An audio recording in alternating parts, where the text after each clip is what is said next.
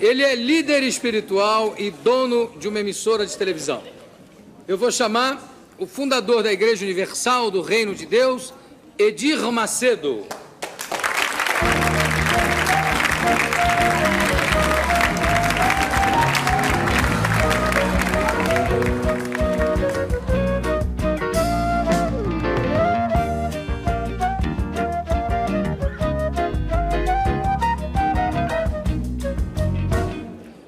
Edir, antes de mais nada, qual é a tua origem religiosa? Católico. Você era católico, apostólico, romano? Católico, apostólico, romano. E quando é que te bateu assim de criar uma igreja própria? Bem, essa transformação não aconteceu da noite para o dia. Eu fui católico e um dia, como todo cidadão, todo ser humano que passa pelo poço, que chega no poço, no fundo do poço, eu precisei de uma ajuda. E eu fui na igreja católica e, entrando lá, eu vi aquele senhor morto, naquela pedra de mármore, Carrara, e umas velas e tal. E eu vi ali uma situação bem interessante, porque ele estava ali morto e eu não sabia se eu chorava, se eu pedia para ele, se pedia para mim. Então eu vi que a minha fé estava sendo canalizada errada, erroneamente. Então eu abandonei a Igreja Católica pelo fato de que não atendia às minhas necessidades exatamente na hora que eu precisava. Então parti para o Espiritismo, que é o normal. Mas você, quando sentiu necessidade da Igreja Católica, você chegou a falar... Deixa eu puxar mesmo um pouquinho para cá. Você chegou a falar com algum padre? Chegou a ir a um confessionário? A ir ter uma conversa com algum... Não, eu sempre pensei, Jô, que a gente tem que falar com Deus. E se Deus está em todo lugar, a gente não precisa de ninguém para falar com Ele. Eu fui na igreja porque o ambiente era um ambiente propício para se falar com Deus. Então eu fui lá pedir ajuda. E me deparei com uma necessidade maior do que a minha, que é aquela do senhor que estava ali morto. Então eu desisti. Foi para o Espiritismo. É. E aí? Bem, no Espiritismo passei alguma temporada, também não resolveu a minha situação, a minha necessidade. Mas isso como leigo, não como... Como leigo, absolutamente como leigo. Foi então que, uma ocasião, eu tenho uma irmã que sofria de bronquite asmática, e ela passava noites em claro, chorando e gemendo e quase não podendo respirar. Sabe aquele gato, aquele negócio que fica miando e tal? Ela ficava a noite toda. Um dia ela ligou o rádio de manhã cedo e tinha um pastor que estava falando de Deus e ele falou: olha, você coloca a mão sobre o rádio que eu vou fazer oração. E ela colocou e deu resultado. Então, a partir daí, a família toda ingressou na igreja desse pastor e começou, então, a nossa mudança. E qual era a origem dessa igreja, desse pastor? É a origem evangélica. Como é que se chamava? É a Igreja de Nova Vida. Igreja de Nova Vida.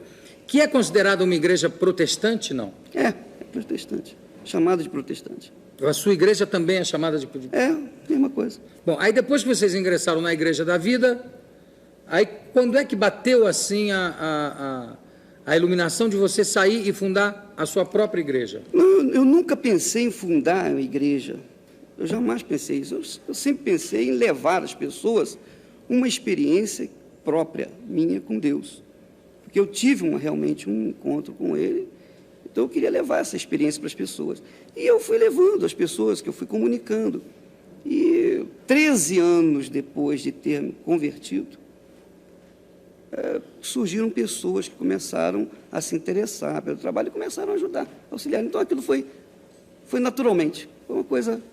Qual foi o primeiro local físico assim que você teve? Foi lá na Abolição, no Rio de Janeiro, lá numa antiga funerária. Uma antiga funerária? Quer dizer que eu estava ali Está no meio. No meio do caminho, né? Mais ou menos. Né? Já é um lugar intermediário. É isso aí. E quando é que você foi para os Estados Unidos? Porque a gente vai para Nova York, liga a televisão e você tem horários, Bispo Macedo está lá falando e está lá apresentando espetáculos de conversão, de cura, etc. Quando é que você saiu da funerária da abolição e foi para Nova York? Não, aí já faz... Isso foi... Quando nós começamos, foi em 77. A nossa saída para os Estados Unidos foi em 86. A BBC de Londres fez um trabalho sobre a Igreja Universal e passou lá nos Estados Unidos. E veio um pastor interessado, veio conhecer o nosso trabalho e nos convidou para começar esse mesmo tipo de trabalho, já que a gente lidava com pessoas drogadas, viciadas, pessoas já destruídas. Então, ele nos convidou para trabalhar em Nova York. Foi aí que nós começamos lá. Quer dizer, você começou participando de uma outra igreja lá em Nova York? Exatamente. E aí fundou a sua igreja em Nova York? Sim. Né? Foi exatamente isso. E o poder de cura, Edir, você tem realmente o dom da cura? Não. Ou é uma coisa assim do momento, da coletividade, etc? Não, eu não tenho o poder da cura, eu não sou, de forma nenhuma, curador. Quem tem o dom de cura é o Espírito Santo. Os dons pertencem a Deus. E Ele usa pessoas, assim como usou apóstolos, assim como usa pessoas hoje, e qualquer leigo. Mas você é um intermediário do Espírito Santo em casos de cura? Não, todas as pessoas que se entregam a Deus estão capacitadas para orarem para outras pessoas necessitadas e serem usadas por Deus. Não precisa ser pastor, não precisa ser bispo, não precisa ser nada. Pode ser um leigo, basta crer. Jesus disse, crê, tudo é possível aquele que crê. Então é você mesmo. Você falou em Jesus. Agora, a Igreja Universal, ela se apoia mais no Velho Testamento ou no Novo Testamento? Em ambos. O Velho Testamento é a base do Novo Testamento. Nós nos apoiamos no Novo Testamento, mas o Velho Testamento faz parte da nossa... No Velho Testamento você tem o Deus temor, né? Do temor. No Novo você tem o Deus do amor. Quer dizer, tem uma mudança muito significativa aí. O Velho Testamento apresenta Deus de longe, falando com o homem de longe. Quando ele falou com Moisés, falou de longe. No Novo Testamento apresenta Deus junto do homem, Jesus andando junto do homem. E agora, depois da morte e ressurreição de Jesus, Deus apresenta dentro da gente. Então, ele está já dentro da gente. Então, houve uma aproximação. O Velho Testamento houve uma escada, né? Uma escada. Até que Deus vem dentro da gente, vem dentro de cada um que crê nele. Não vem dentro de qualquer pessoa, mas daqueles que realmente creem nele. Você falou em Moisés, me lembra uma definição do meu amigo Nizam Guanais, que diz que para ele Moisés foi o maior corretor de imóveis da história, que ele conseguiu convencer um povo inteiro a atravessar um deserto durante 40 anos para ir mostrar um terreno.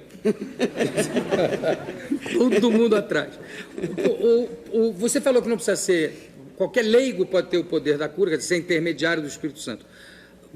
Não precisa ser um padre, não precisa ser um bispo. Por que o bispo Macedo? Quer dizer, por que a nomeação de bispo? Não, o bispo, ele é um administrador. Uma palavra bíblica. Ele é um administrador espiritual. Então, a função dele... O pastor, ele lida com o povo. O bispo lida administrativamente com os pastores, com o clero religioso. E como eu ensino os pastores, eu sou professor, eu ensino, eu dirijo, eu tenho a minha função de pastor e de bispo, de fato e de direito, então eu sou um bispo.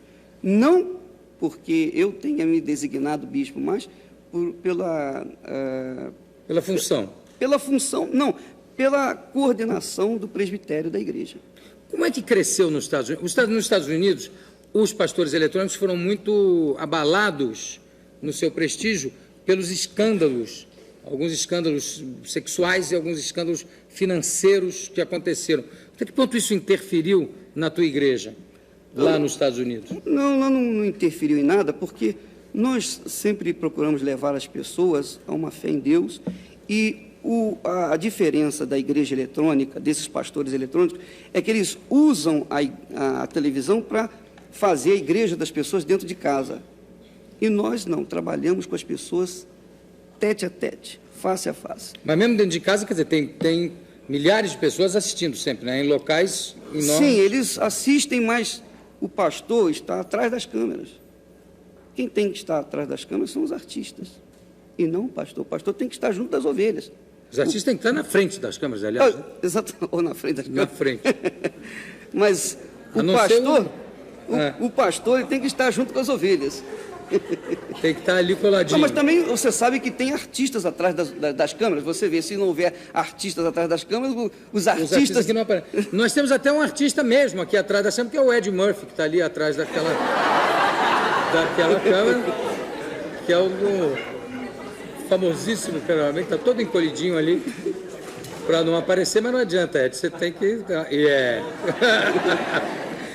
Ô, Edir, nos Estados Unidos, por exemplo, na televisão, você tem um canal de televisão ou você compra o horário para passar o teu programa? Não, lá... Você é dono de um horário? Lá a gente aluga, como aqui também, né?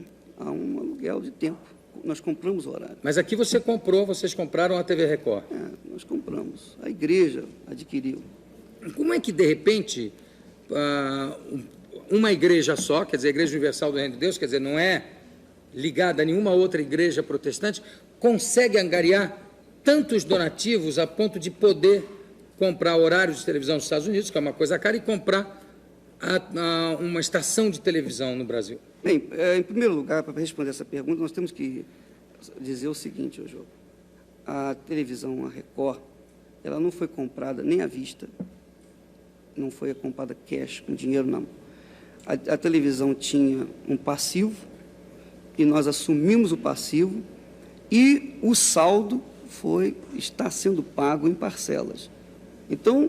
Não, mas mesmo assim, por exemplo, se eu quisesse ter comprado a Record na época, não ia dar. Mesmo assim, assumo o passivo, vou assumir esse passivo aqui. Pronto. O resto divide. Bem, eu não sei as suas condições, mas a igreja luta, né, ela trabalha, ela naturalmente tem ofertas, e as ofertas são destinadas para o desenvolvimento do trabalho da igreja. Com isso, a igreja foi afetada pelo plano Collor? O plano Collor chegou a bloquear parte dos rendimentos Não, porque, da igreja? Porque os rendimentos da igreja ficam lá fora. Boa sua pergunta.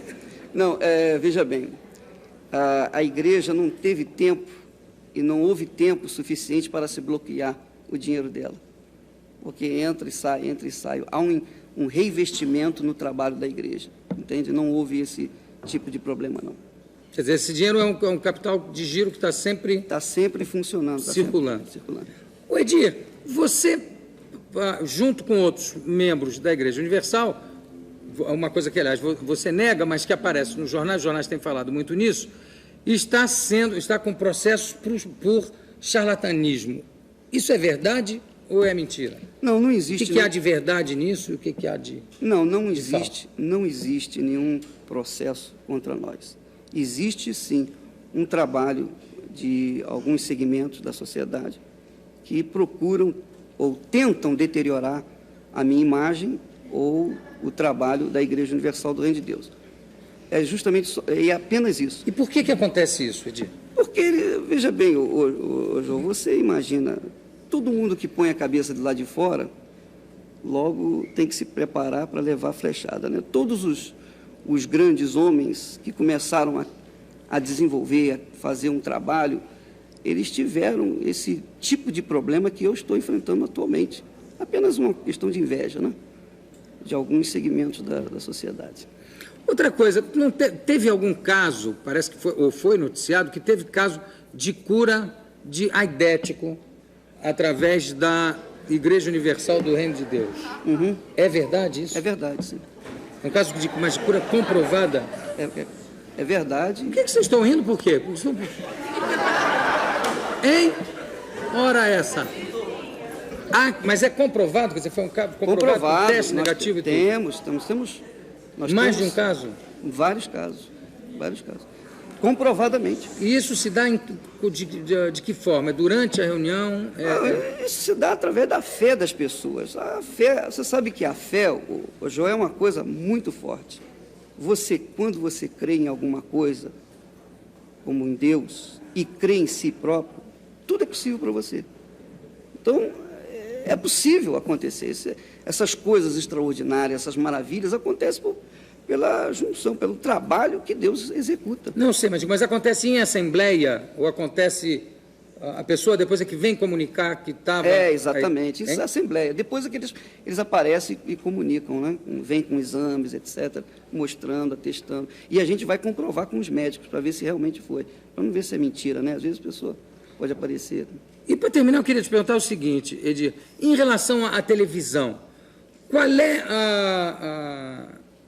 até que parte há uma interferência da igreja na programação da televisão? Como é que você administra isso? Bom, a televisão, nós temos um programa, nós abrimos a programação e fechamos a programação. Durante a programação inteira, ela está voltada apenas para o próprio trabalho da televisão.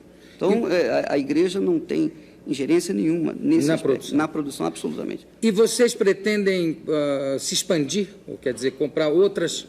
transformar a Record numa rede maior? Hoje já é uma rede, ela já está com satélite para todo o Brasil. A rede já é. E estamos trabalhando para ela crescer, né? Tá bom. Bispo Edir Macedo, muito obrigado pela sua presença. Daqui a pouco a gente volta.